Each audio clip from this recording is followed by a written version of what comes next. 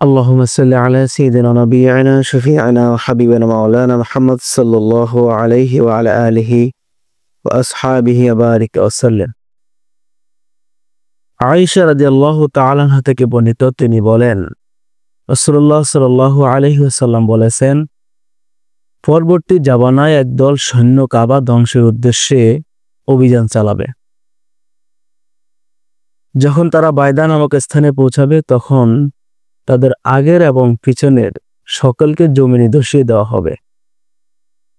আয়েশা রাদিয়াল্লাহু তাআলা আনহা বলেন, আমি বললাম, হে আল্লাহর রাসূল, তাদের অগ্রবাহিনী ও পশ্চাৎ বাহিনী সকলকে কিভাবে ধসিয়ে দেওয়া হবে, অথচ সেই বাহিনীতে তাদের পণ্য সামগ্রী বহনকারী লোক আছে থাকবে এবং এমন লোকও থাকবে যারা তাদের দলভুক্ত নয়, অর্থাৎ কাবা ধ্বংসকারীর দলভুক্ত নয়।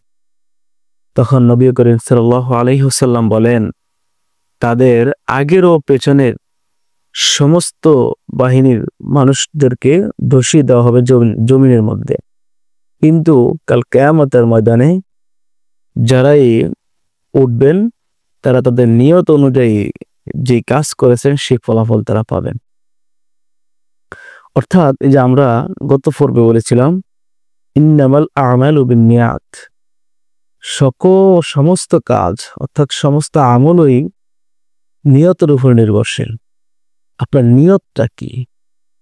নিয়ত কি ভালো না মন্দ? আপনার নিয়ত যদি ভালো থাকে, যদি খারাপের ভিতরে যদি নিয়ত ভালো থেকে যদি মারা যান, আল্লাহ তাআলা ইবাদত করে মারা যান, আবার আল্লাহ তাআলা ইবাদত করে নিয়তটা যদি ভালো থাকে, তাহলে কি আপনি সেখানে জান্নাতি হতে পারবেন।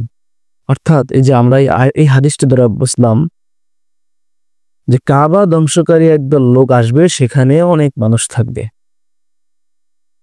এখানে কিছু কিছু মানুষ থাকবে কাবাকে ধ্বংস করার জন্য, আর কিছু কিছু মানুষ থাকবে মাল সামগ্রী বহন করার জন্য, কিছু কিছু মানুষ থাকবে এদের দলভুক্তই নয়, তারা জানেই না কি জন্য তারা আসতেছে, অথচ আল্লাহ তাআলা সবাইকে দোষিয়ে দিবেন, কিন্তু তাদের যে নিয়াত, ইন্নামাল আমালু বিন্নিয়াত, এই নিয়ত অনুযায়ী তারা তাদের ফল পাবেন। প্রিয় বন্ধুরা, আমরা আমাদের নিয়তটাকে সহি করি। নিয়ত যদি আমাদের ঠিক থাকে তাহলে আমাদের সব ঠিক। নিয়ত অনুযায়ী, নিয়ত ছাড়া মানুষ কোনো কাজ করতে পারে না। যেই কোনো কাজ করবে সর্বপ্রথম মানুষ নিয়ত করবে আগে, যে আমি এই কাজটা করব, এই কাজটা করব না। নিয়ত ছাড়া কেউ কোনো ভালো কাজ করতে পারে না, খারাপ কাজও করতে পারে না। তাই আমরা খারাপ কাজ বাদ দিয়ে ভালো কাজ করার চেষ্টা করব। আল্লাহ তাআলা আমাদেরকে এই হাদিস অনুযায়ী চলার এবং আমল করতে তৌফিক দান করে। আমিন।